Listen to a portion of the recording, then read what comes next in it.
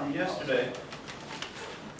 Yesterday we left after briefly calculating the minimum concentration of calcium ion that can be detected by 0.1 molar sulfate ion. So what we did there, our strategy was to take sodium sulfate, 0.1 molar, to give us our sulfate ion concentration. We went through KSP to solve for the minimum amount of calcium ion that we can test for. Now we're going to do that a couple more times here. One to the bottom of page 1911, then to the top of page 1912 for question 1911.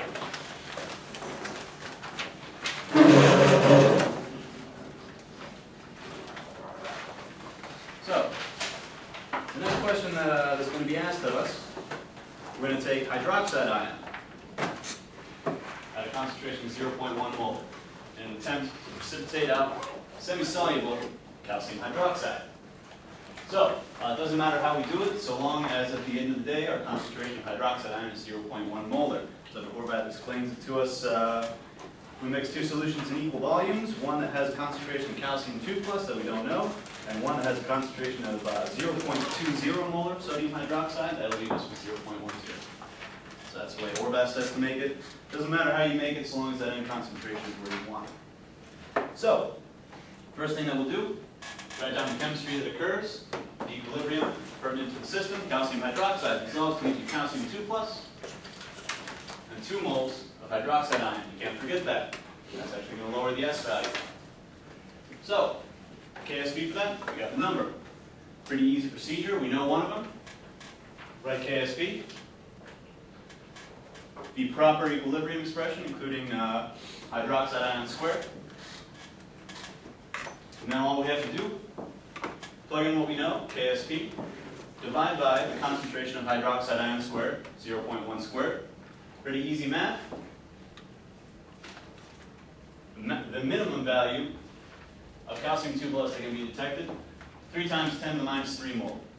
Now we compare that to 9 times 10 to the minus 5 molar for sulfate ion. So which measurement is more sensitive? Should I use sulfate ion or should I use hydroxide ion to check for calcium in drinking water or whatever?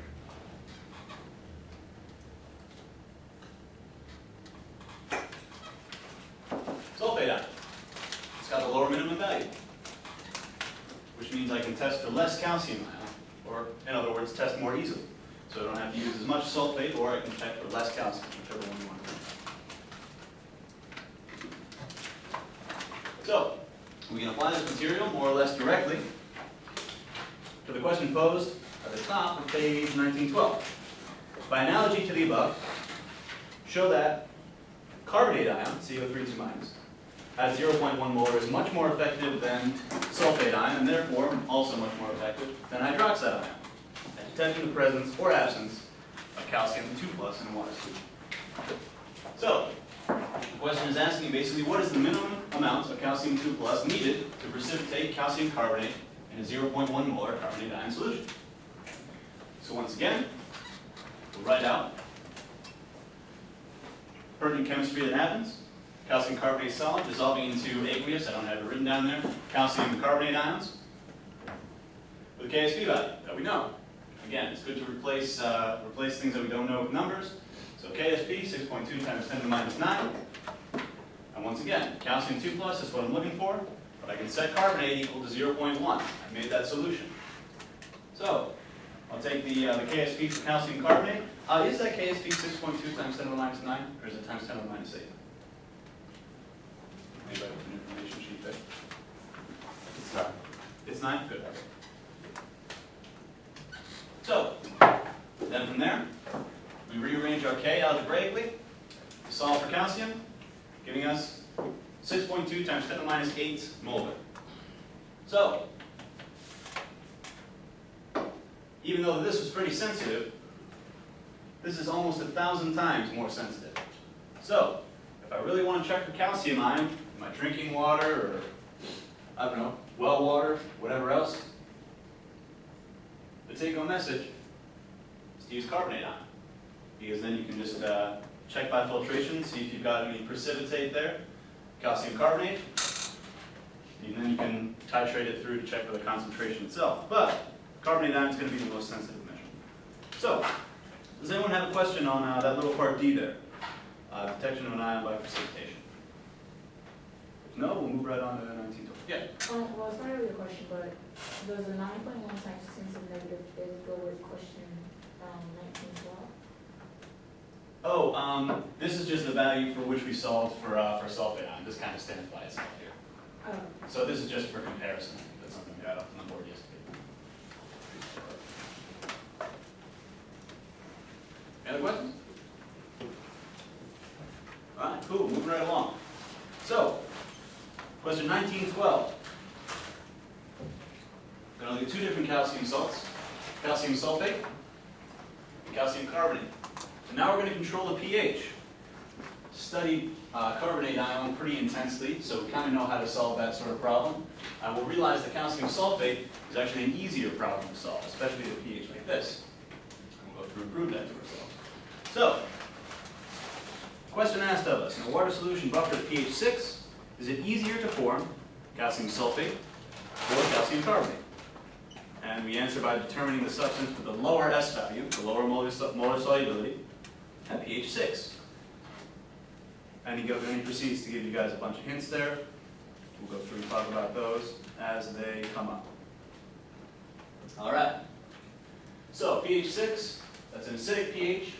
We know that both of these are going to be a little bit more soluble in an acid, because I've got basic anion here and basic anion here. So these S values are going to be a little bit inflated from if I just use these things in plain water that's not buffered at 6.00.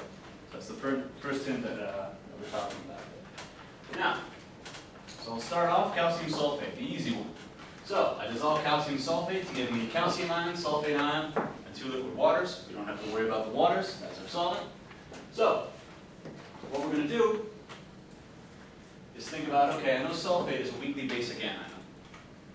So is this going to be similar to calcium carbonate, where I have to go through, figure out my ratios of everything, and then go ahead, go back to S, use my material balance to solve for how sulfate ion relates to S?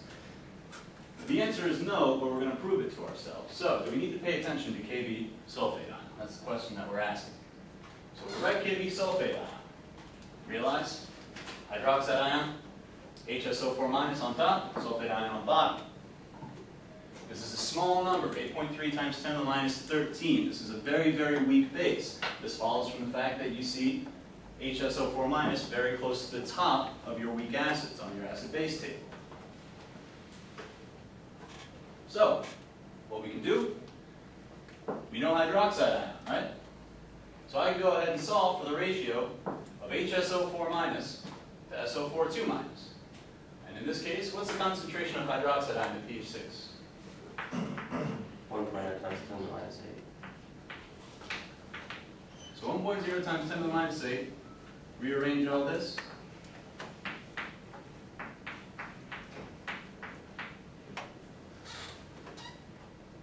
Over 8.3 times 10 to the minus 13.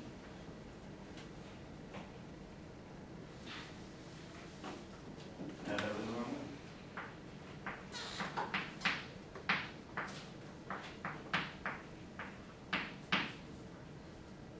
That's a little bit better.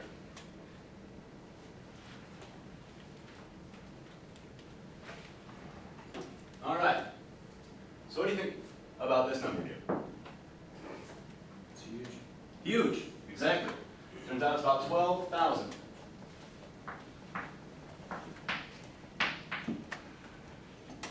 Now, I don't know if it's exactly 12,000, but it's pretty close. So, we remember from last class or a couple classes ago when we were comparing carbonate-containing species to one another, 42 to 1 was good enough for us to neglect that 1. So I'm certainly going to ignore Kb in this case because my concentration of hydrogen sulfate in this solution is practically 0 in comparison to how much SO4 2 minus I have floating around. So, what I can do is I can go ahead, take this equilibrium to heart, and I can write down KSP for calcium sulfate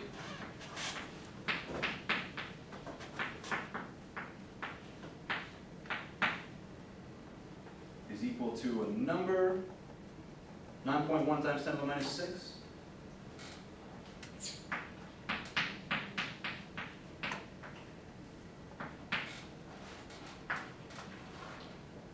And that's just going to be equal to my concentration of calcium ion times my concentration of sulfate ion.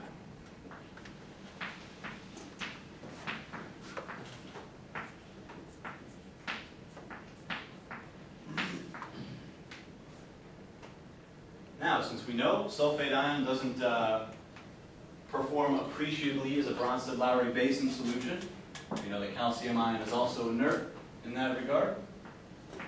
I'll call them both S.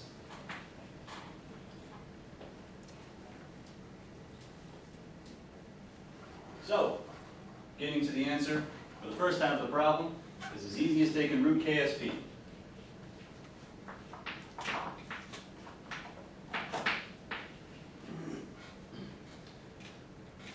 And the number I got there was 3.0 times 10 to the minus 3 mole.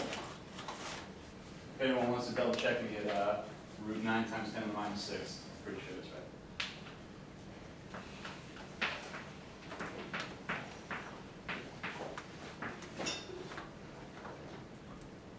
Again, always remember, S is molar solubility. That's going to be expressed as a molarity.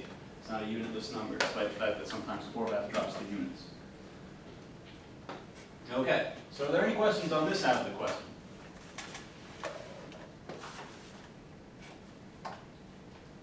All right, let's go on to the fun part then.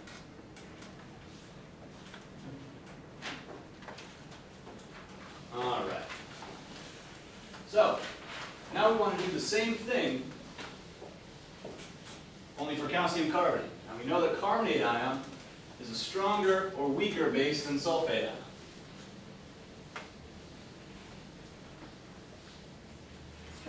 Stronger by a lot, exactly. So we might have to pay attention to the ionization of carbonate ion as well. So the first thing that we'll do, go ahead, write down some chemistry.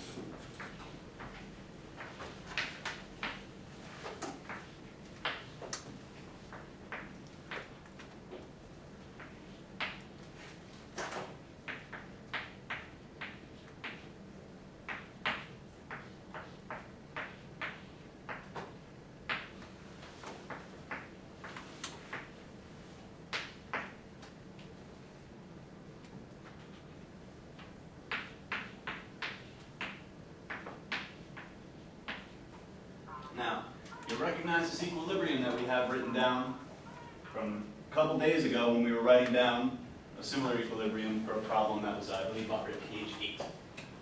Now we're doing it at pH 6. The process is going to be the same, only we're going to come to a slightly different conclusion towards the very end because we can't ignore everything but bicarb. So, the first test that I want to do, well, first things first, we should write K.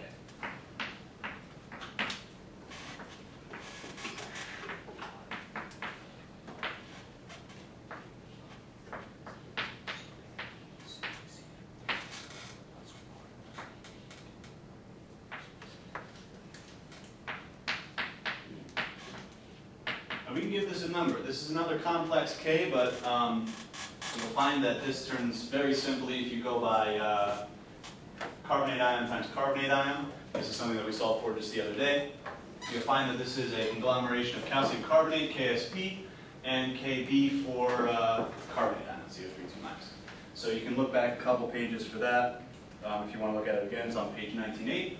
But I'll just pull the number out, 1.3 times 10 to the minus 12.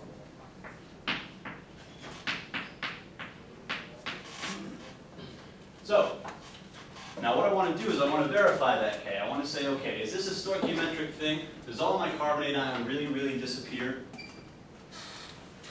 at this pH? Now, your knee-jerk reaction should be, hell yes. At pH 8, I completely ignored the carbonate ion concentration. So at pH 6, more acidic, less friendly to basic anions. I'm going to want to ignore that carbonate. So, we're going to ignore carbonate ion because we know we can. The next thing that we're going to do is we're going to solve for the ratio of HCO3 bicarb to H2CO3. See if we can ignore that as well. Now we did so last time, but again, this time the solution's 100 times more acidic than pH 8, so we might need to double check ourselves. So by doing this, we can go by KBHCO3.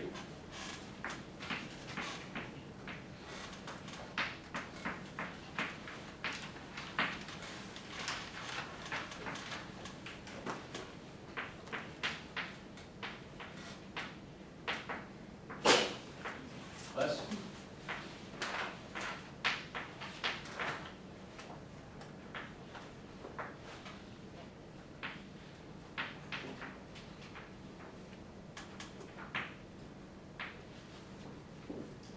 So again, this is just a KB, you've got the number. The number is 2.4 times 10 to the minus 8.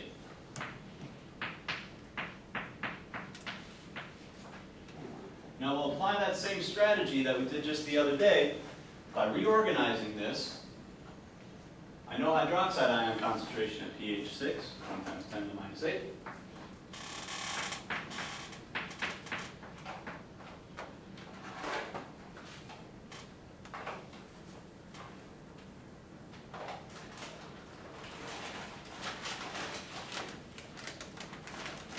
So, cleverly rearranging that by writing as little as possible.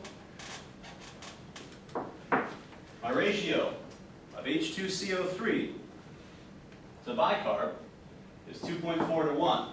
Both 10 to the minus 8, those will cancel out.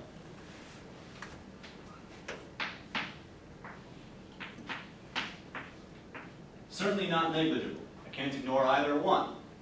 So what I'm going to do now is I'm going to go ahead and I'm going to have a think about this. I'm going to take a second look at my K and realize what S is equal to, and then I can go ahead and solve that using K. So,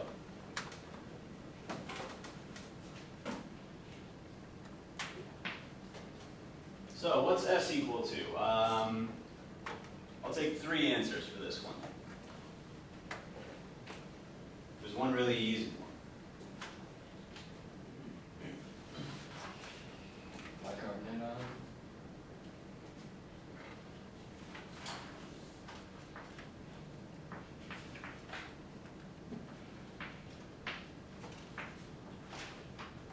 Okay, that's a piece of it. But I know that S is going to be equal to the summation of all of my carbonate-containing species in this case. So I have to add on a factor of 2.4 times bicarbonate ion.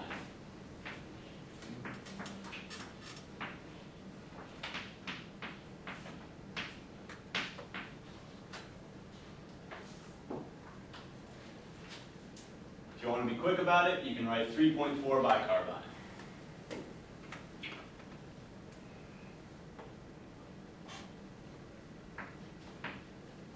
What is S also equal to?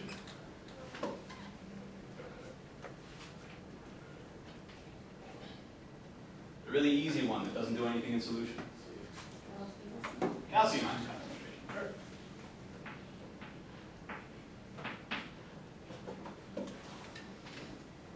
So, it looks like what I can do here, I've got S expressed in terms of both bicarb ion as well as calcium ion, right here.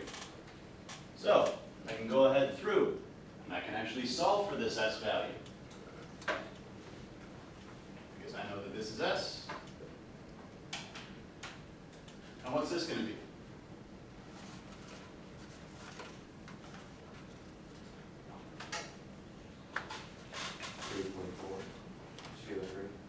It's going to be S over 3.4. That's an easy step to miss. So remember, if I'm solving this, and I just want concentration bicarb on one side and something S on the other side, I got to divide through by 3.4. It's really tempting just to say, oh, 3.4S, right. It's actually S divided by 3.4. It's an easy little slip up to make. Make sure you do your algebra carefully and slowly. Otherwise, you might find yourself going in little circles. So, and hydroxide ion concentration. Well, I know that. 1.0 times 10 to the minus 8. That's more 8-like. You can go through and solve this now. We'll rewrite it.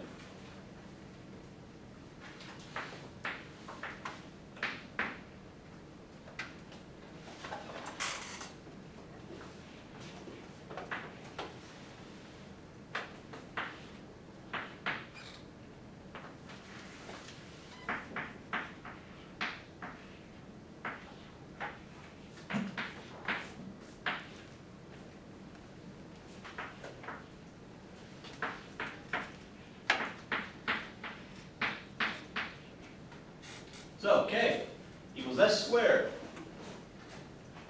times 1.0 times 10 to the minus 8 divided by 3.4. Those are just our numbers. So all we have to do, divide through, take the root of that number, and that'll allow us to get to S. Which I calculated to be 2 sig figs 2.1 times 10 to the minus 2.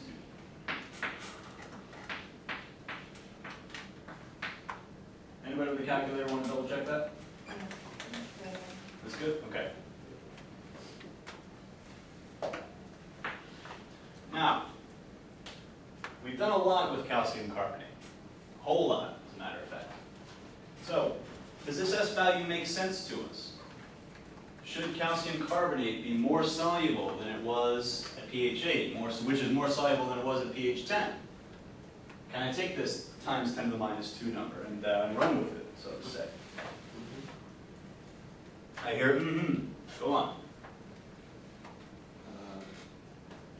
Yes, I believe so, because solubility is going to be greater in the more acidic solution. Absolutely. You have a basic anion, your semi-soluble salt is going to be more soluble the more acidic the solution gets. You can solve this for any pH using this kind of strategy. And that might be good to know in the future. Okay. So, any questions on what we did here? Sort of rehash what we did at pH 8.0, only in this case we could not ignore the concentration of HDCO. Okay, good. So moving right along. Part E, chapter 19, page 1913. We've already kind of talked about it. He even notes it there. We've already talked about it because we realized that S, in many cases, has a dependence on pH. pH is chemistry, and we're altering S. There's part E. But Dr. Horvath makes a very important statement. It's exactly what he calls it. The solubility of any semi-soluble salt with a basic anion is greater in acidic solution. Just proved it.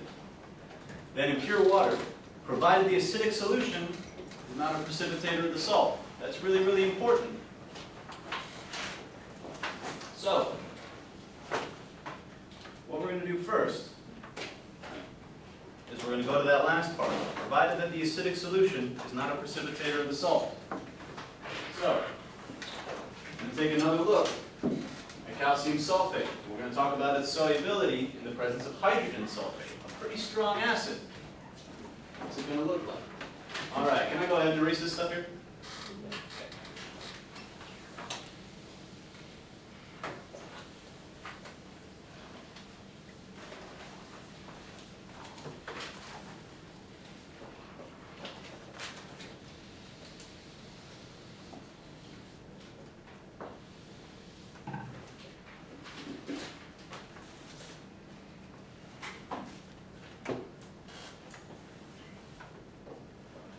Okay, so the first thing that we're going to do is we'll go ahead and we'll just calculate S for calcium sulfate in pure water.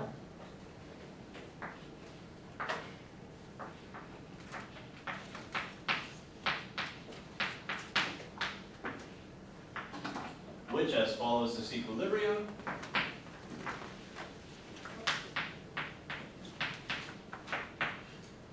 is just root KSP. That number, 3.0 times 10 to the minus 3.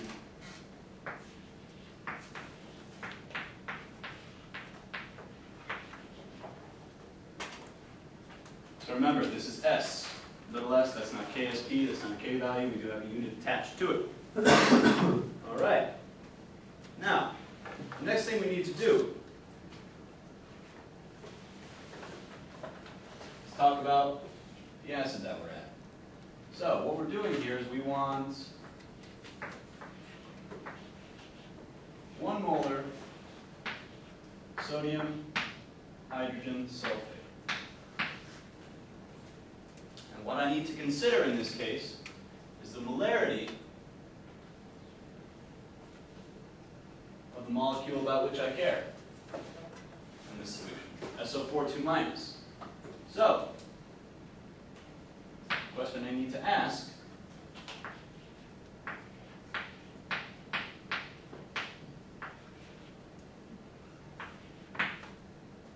is what's the concentration of sulfate ion in a 1 molar sodium hydrogen sulfate solution? How do we get at that without looking at the book? The chemistry that's going on. Write the chemistry that's going on. Better than my answer.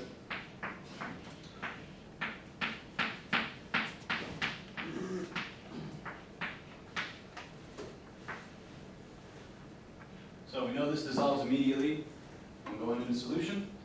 So we'll start off with hydrogen sulfate, acting as Bronsted Lowry acid.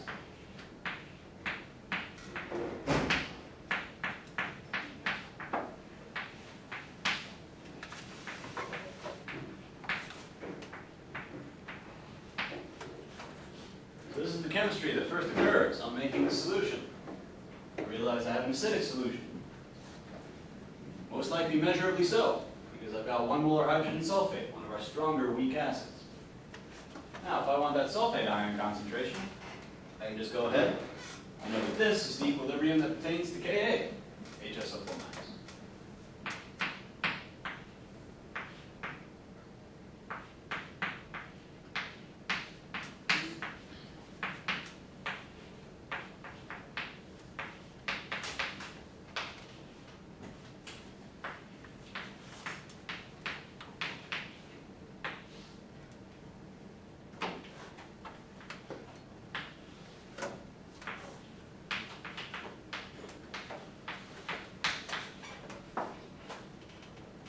We know Ka, that's just a number. We know we can go through and solve one of these as you've done so, I'm sure hundreds of times right before exam 1. And Horvath has it solved for us as well. 2 significant figures. Hydronium ion equals sulfate ion, 0.1 mole.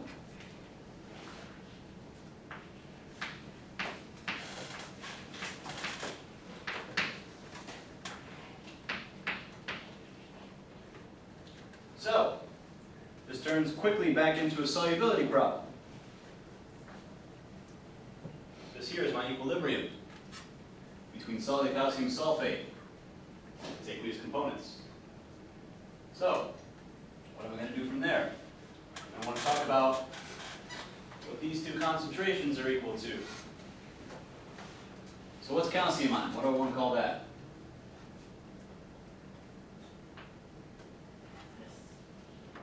S. And what's sulfate ion going to be? S plus 0.10. S plus 0.10. 0.10. Okay, so given my original KSP, well, not KSP, given my original S for this thing in a neutral system, 3 times 10 to the minus 3, do I think I'm going to be able to ignore this S right here?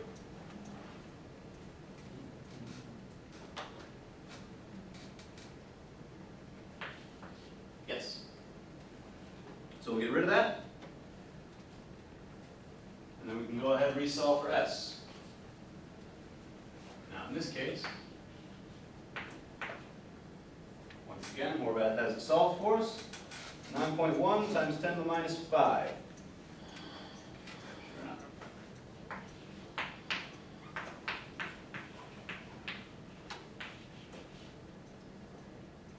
So, I have a question.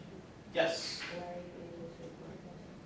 Why are you able to ignore that? Why am I able to ignore S? Because I know that S at 3 times 10 to the minus 3 molar, so that's going to be over here. That's so small, it's actually outside of my significant figures. And I know that since I'm adding 0.1 molar sulfate ion, the real S value is going to be much, much smaller than 3 times 10 to the minus 3. So if I went through this, and I saw that I got an S that told me that it was like 1 times 10 to the minus 2, or something like that, 1 times 10 to the minus 1, then I would have an oh crap moment and say, oh, I shouldn't have ignored S here, my number is probably wrong, I should go back and resolve this as a quadratic. So you can kind of check yourself by looking at your answer and saying, phew, okay, I'm way out of 0.1's league here. So in this case, we made a judgment call based upon the original KSP and the fact that I've already got a precipitator with a saltant solution. But in any case, generally, just double check your S value and compare that to what you think you can ignore S in light of. Okay. All right, so we make a point at the end. Clearly, since 9.1 times 10 to the minus 5 is considerably smaller than 3.0 times 10 to the minus 3, calcium sulfate is much less soluble in 1 molar sodium hydrogen sulfate than in pure water. Okay, so moving right along from there, a related question, question 1913. The solubility of calcium sulfate in 1 molar sodium hydrogen sulfate is essentially the same as its solubility in 0.1 molar sodium sulfate. He asked the question, why? So can anyone explain it?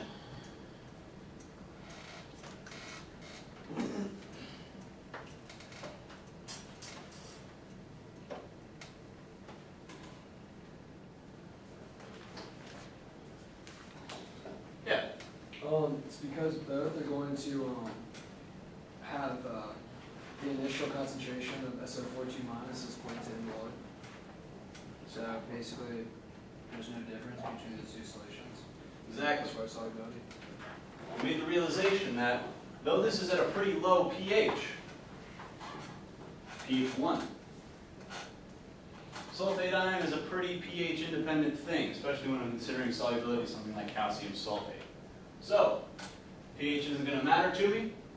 In this case, it's just the concentration of sulfate ion, which in 0.1 molar sodium sulfate and 1 molar sodium hydrogen sulfate is the same. So, hint, do not be puzzled by the obvious. The initial molarity of sulfate ion is the same. Okay, so now what we'll do is we'll take a step back and we'll talk about the first part of that important statement. Solubility of any soluble salt with a basic anion is greater in acidic solution than it would be plain water solution. So what we're going to do here is we're going to go ahead and calculate S for calcium carbonate in a solution of 1 molar ammonium chloride.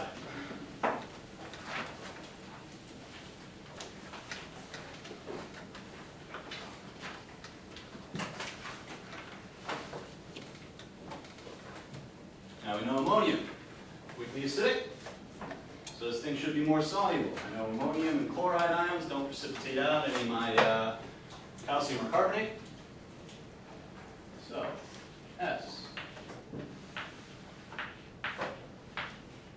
Calcium carbonate and 1.0 molar.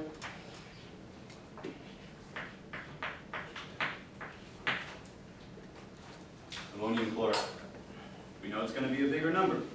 So, let's go ahead and write down what's going to happen. If I take calcium carbonate,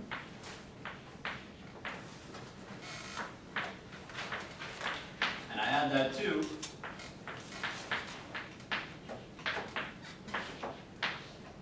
ammonium ion. So, what's going to happen here? Well, calcium carbonate is going to dissolve.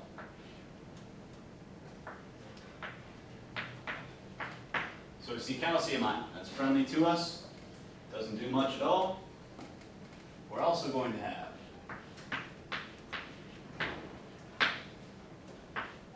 some acid-base chemistry happening.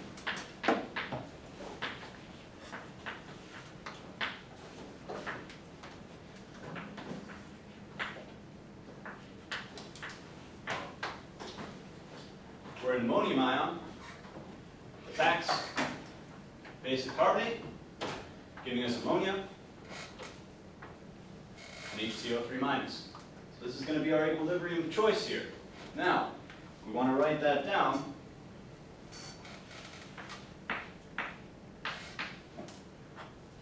As K. Take the concentration of all my aqueous components.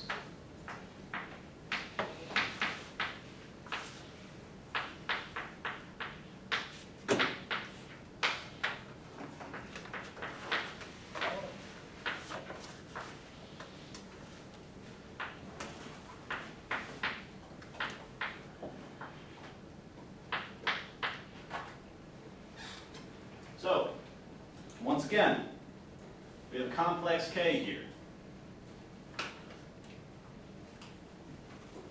What are we going to do with it? Well, the first thing that I realized is that I've got calcium carbonate. So I'm going to want to include the KSP for CaCO3. I'm missing from my equilibrium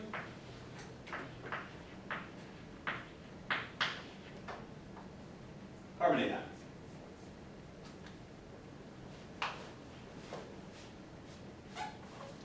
So I can go ahead, got calcium, and I've got carbonate there. Okay? So, what should I do next?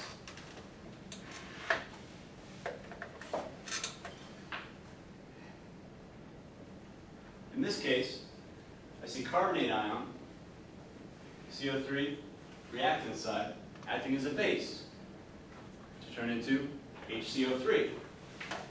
So what I'll do is incorporate that into my K by multiplying through that factor of hydroxide ion over hydroxide ion. So, if I consider this, I'll have Kb carbonate ion. Starts with Br.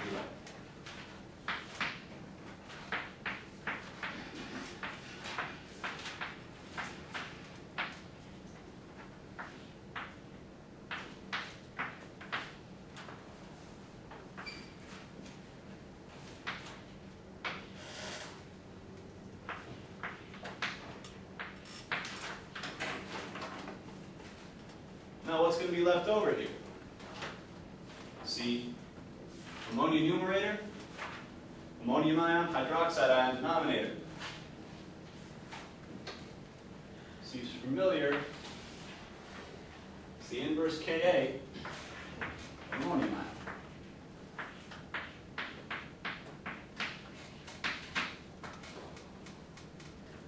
This is going to be the K that we're going to use to help us solve this problem. We set it equal to a number. I'm sure Dr. Horvath has that written down in the book. 7.2 times 10 to the minus 8.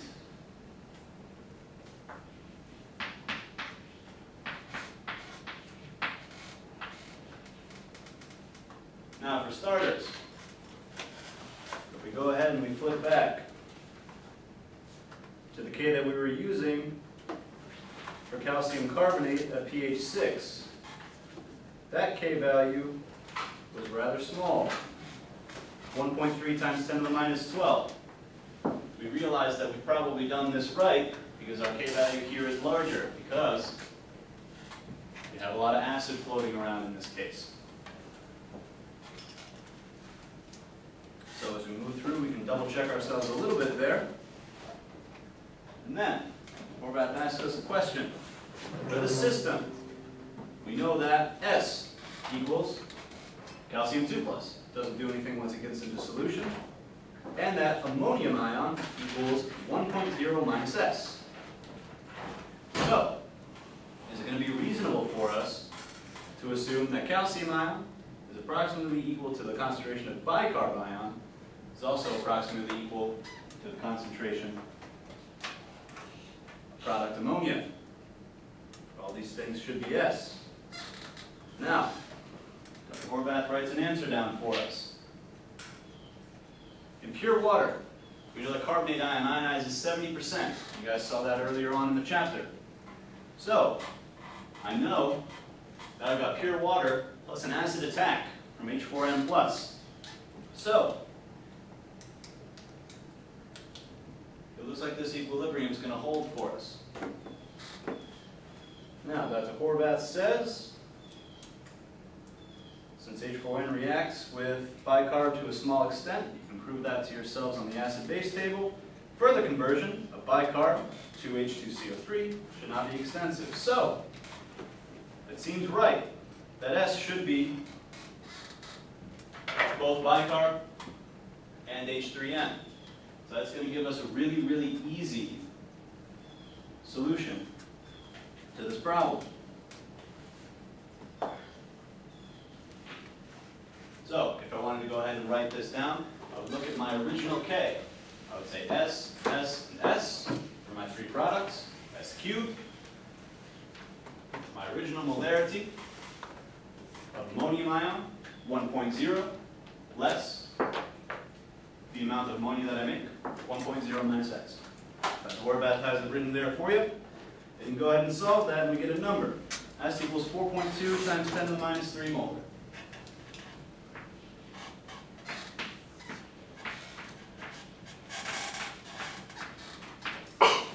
Bless it. So I was just going through, rearranging, and solving. Does anyone have a question with what we've done thus far? Because the next 3 or 4 questions are going to depend on the information we're going to get here. Just a question about the cake expression. Yeah. Could you use KP instead of dividing that?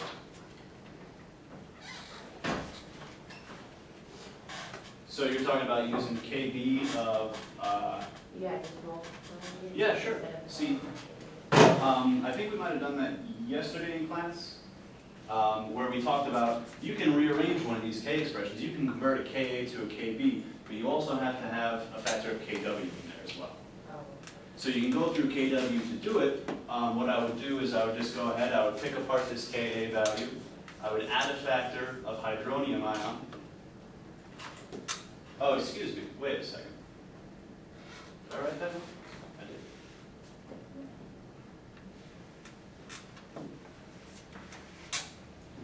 That's Kb actually. Yep, sure enough. okay. So, in asking that question, you caught a mistake. You're good, yeah. Okay, so the deliberate mistake for the day is caught. Excellent. Okay, so, moving right along, any other questions regarding this material?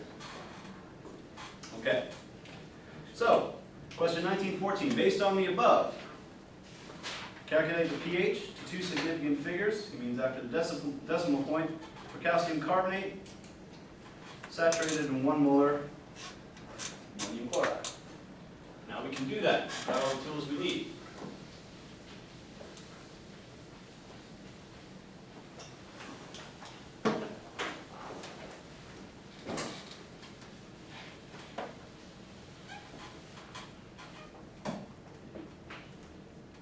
Now, Dr. Horvath's choice here is the right one. Good.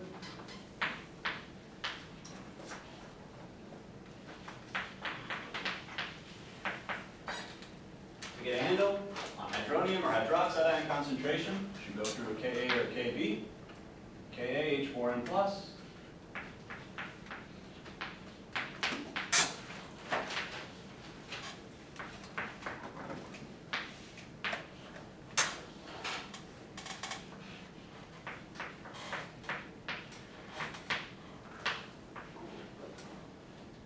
Okay, so I know I've got S here, and I know that I can express ammonia as just S, which is a number, 4.2 times 10 to the minus 3.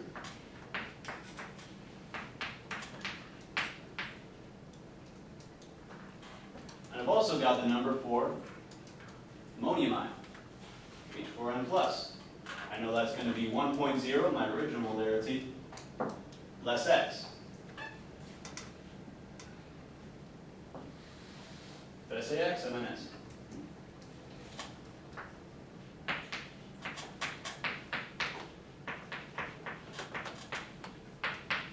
And this is just going to be equal to a number, 5.6 times 10 to the minus 10.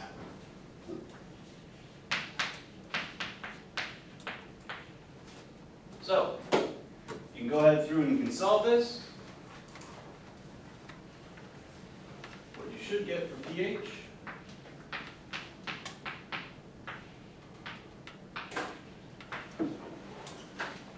I got 6.89.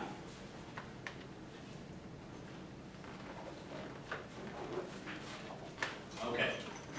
So, Horvath's next question is a great scientific question. Prove it. What experiment can we do to check the reliability of the pH calculation that I've done here, which is just based upon the S that I calculated from the K that I know is valid once I replace Ka with Kb? What we can do is prepare a saturated solution of calcium carbonate in 1.0 molar ammonium chloride. Of course, we're going to want to use DI water to make our ammonium chloride solution. And we can go ahead and make this, and we can test the pH. So my ammonium chloride.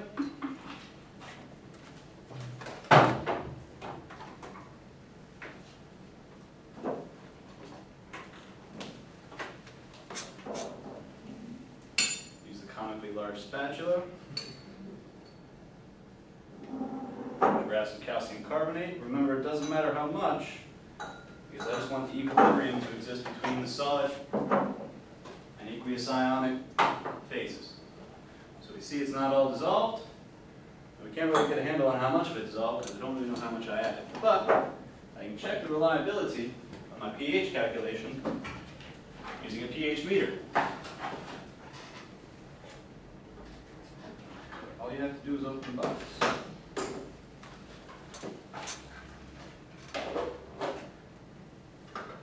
Now, pH meters are oftentimes very simple electrodes, and if there aren't any other ions in high concentration in your solution, they give you a very good handle on hydronium ion concentration, because H plus moves around very quickly. So what most pH meters are glorified conductance meters. This is a nice one I took from my lab, because I know it's calibrated properly. Alright, so what I'll do is I'll take my pH probe, and I'll go ahead and I'll just dunk it into my solution. And we'll give it a second to stabilize.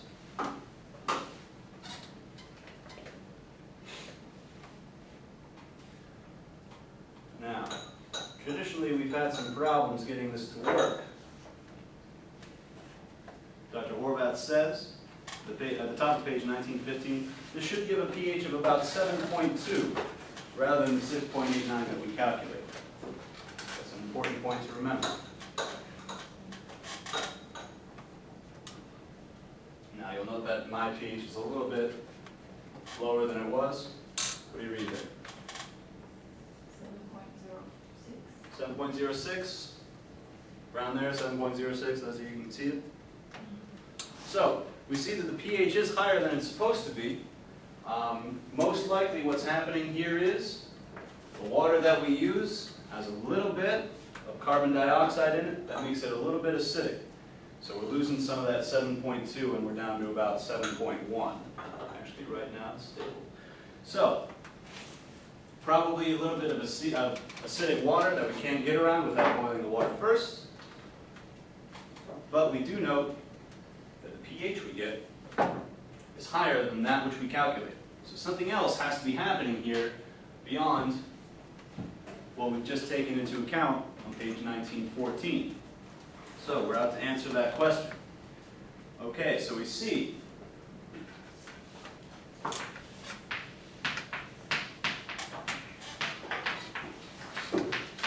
actual pH for our solution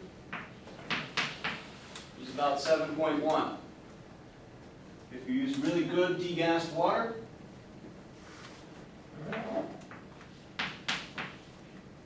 .2, and we'll call that real.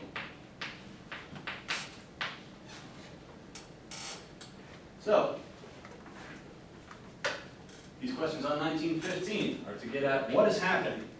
We've done all of that, right? Double check ourselves, everything looks good. So the first question that we want to ask, we saw that S, 4.2 times 10 to the minus 3 at pH 6.89. That's the math that we did. That has to hold true. Now, how must S compare to that original S that we calculated? It's going to be larger, smaller, or exactly the same? Not exactly the same.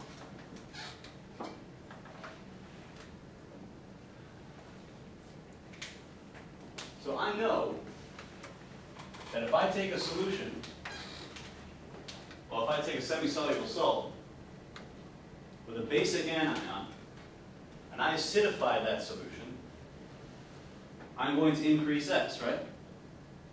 So, if this S value that I solved was at pH 6.89, but the real pH is about 7.2, which is more basic, is it going to be more or less soluble? I think I heard somebody whisper less very, very quietly. Did somebody do that? Okay. Yes, it is less. So, say that S is going to be less than 4.2 times 10 to the minus 3. And why is that? Well, the solution is more basic. So it's going to be more carbonate friendly, which means this equilibrium is going to lie slightly closer to the reactants. I'll turn on my pH probe. Okay. So, for this system, calculate the molarity of ammonia at pH 7.20. We'll just use the value that Horvath wants here, not the one that we got, because our water is probably not good. So, our results should show that it was not reasonable to believe that S equals bicarb equals ammonia. This is because for this system there's more than one source of ammonia. So what we'll do is we'll head through, we'll apply the exact same strategy that we did before using Ka.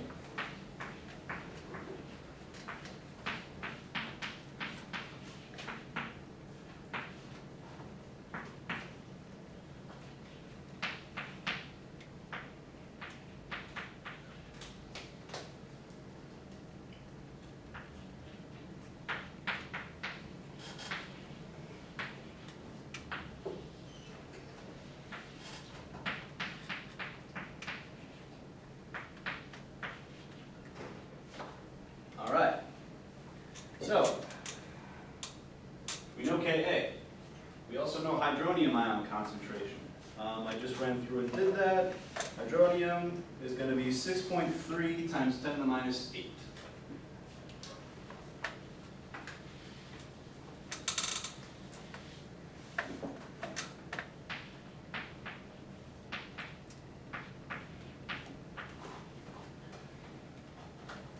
And that makes sense. On pH 7.2, I'm very slightly basic, and this is pretty darn close to 1 times 10 to the minus 7. So I know I've done that pH arithmetic mostly correct. And how can I express H4n plus as a concentration of H3n?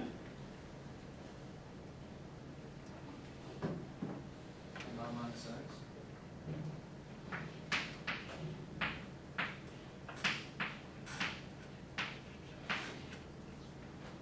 Mi minus x.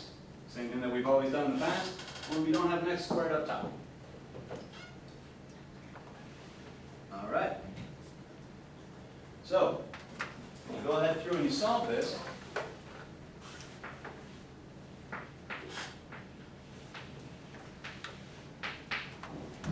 The concentration of ammonia should be 8.8 times 10 to the minus 3. You should probably get somewhere very close to that if you ignore this in the denominator too. Simplify your math.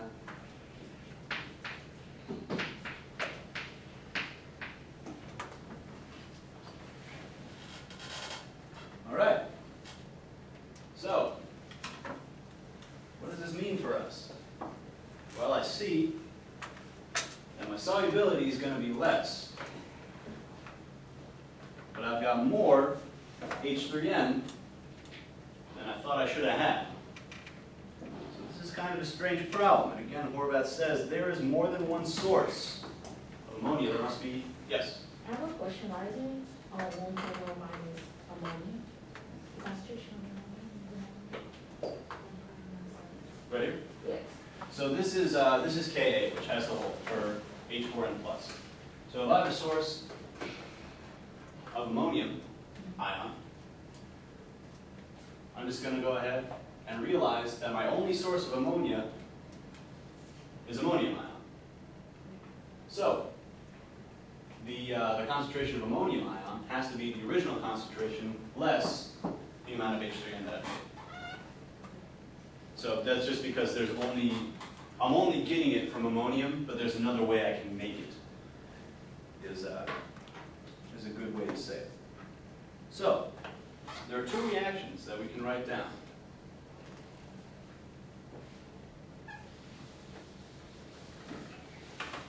That can give us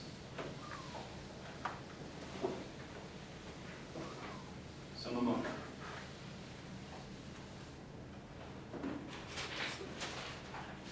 First one, the most apparent.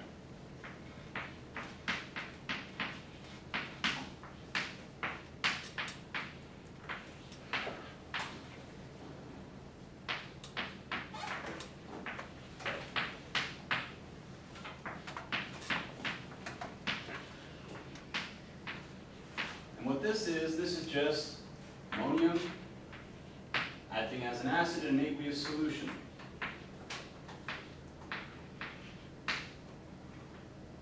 Now we know that ammonium ion is a pretty weak acid, pretty darn weak at that. Ka on the order of 1 times 10 to the minus 10, 5.6 times 10 to the minus 10. We have another Ka here. Well, not another Ka, we have another reaction happening.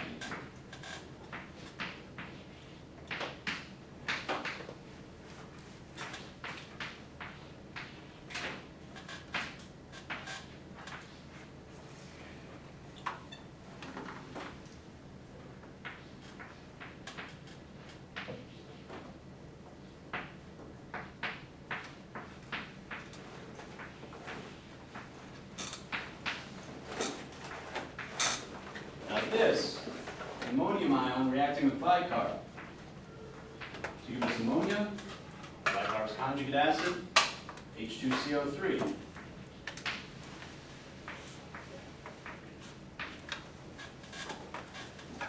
Now, I'll tell you right now, this is not our additional source of ammonia.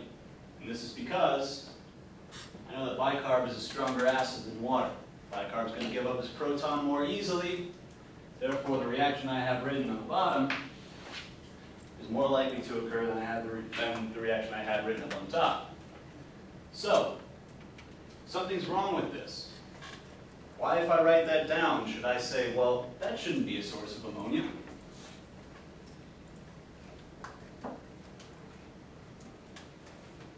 Take a look at your acid-base tables. Yeah? As it goes to a race source. This goes to a small extent. So what the heck? Now, I'm glad I got to be here, because this is one of Dr. Horvath's favorite stories to tell. Now, I'm sure a lot of you guys are familiar with the former prize fighter, Muhammad Ali. He was amazing. YouTube some of his fights. Not a lot of them last very long. Now, I'm not a small guy, but if I got into the ring with Muhammad Ali in his prime, we wouldn't have class tomorrow. So that'd be great, right? No. If I got in there with Muhammad Ali, he would knock me out, right? H2CO3 gets in there with H3N. Gone, to the left. But, say me, and my favorite class of 30 chemistry students gets in the ring against Muhammad Ali. He might kill 20 of us. But in the end, we'd still be left over. Dr. Horvath likes to call this the gang-up effect. My initial molarity,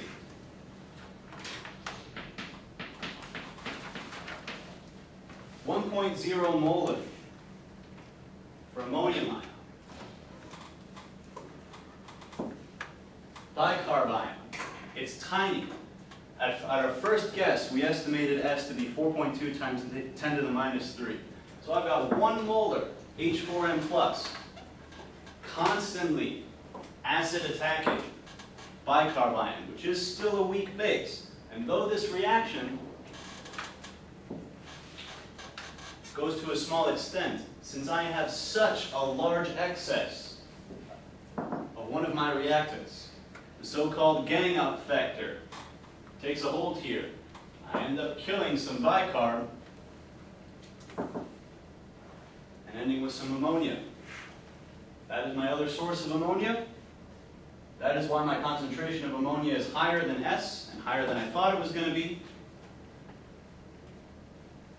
And that is why our pH in turn, we saw 7.1, the real value is 7.2. That is why our solution is more basic. The gang-up effect. Now this is very, very difficult to quantize, but it's fun to talk about in terms of guys kicking my butt. So, you know this thing exists. Keep an eye out for it. If Dr. Horvath gives you some real information, and he says to double check it, and you see that it doesn't match up, this could be a cause. Something to keep in the back of your head. This is an interesting example. All right, so do we have any questions on that before we go ahead and move on to the next bullet? Okay. So we just have a few minutes left here. So for this system, write the material balance equation for all forms of carbonate-containing species and identify the concentration term which can be neglected. Okay. Material balance, carbonate-containing species. We got that. Can I erase? Okay.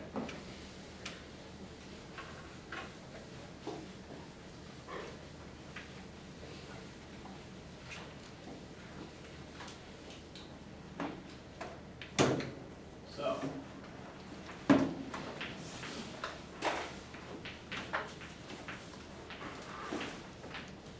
just call this mass balance for carbonate and all carbonate-containing species. Carbonate ion itself.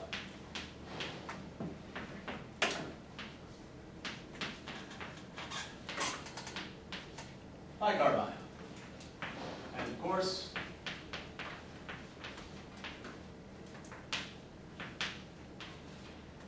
hydrated CO2. Now, identify the concentration term which can be neglected. Which one of these can go? Hydrated CO2. Now, given what I just said over here, that's tempting to think if I figure, well, maybe not even. All we have to pay attention to in this case is the pH. I see that the pH is just about 7. And I remember again, pH 6 and at pH 8, I ignored the basic carbonate ion.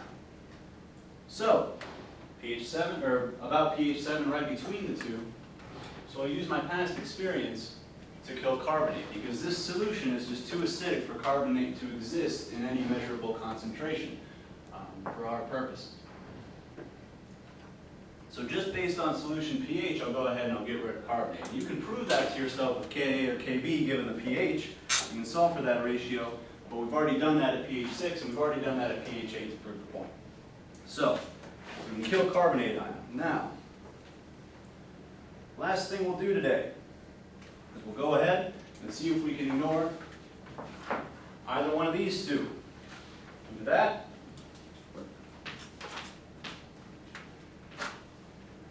So just go ahead and use Kb bicarb, that same little strategy that we've used time and time again in the past to give us a nice ratio of 2 of our carbonate-containing species.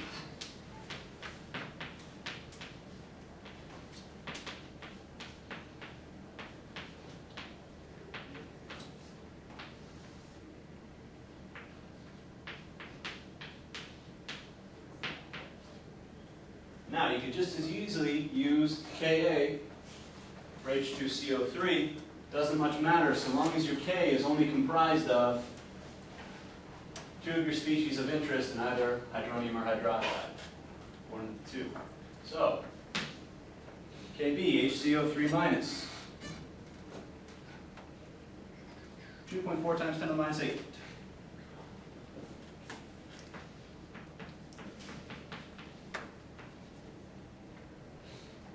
Hydronium ion concentration, pH 7.2.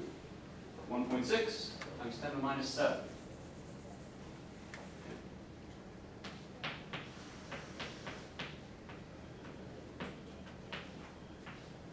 So, solve for my ratio, H2CO3 to bicarb.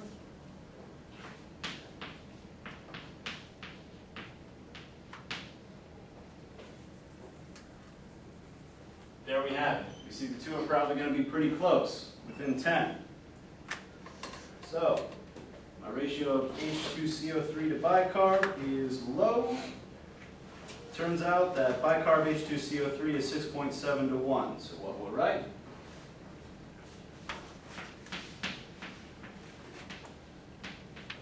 Concentration bicarb is equal to 6.7 times that of hydrated CO2.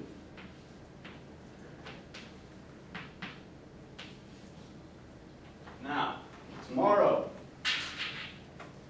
we'll pick it up from there, and we'll go back through. We'll recalculate this as S. You guys know how to do that from earlier today. We'll calculate the true S value based upon our experimental pH. And we'll move on and talk about a couple more special topics. If you have any questions, stick around. Otherwise, have a good day.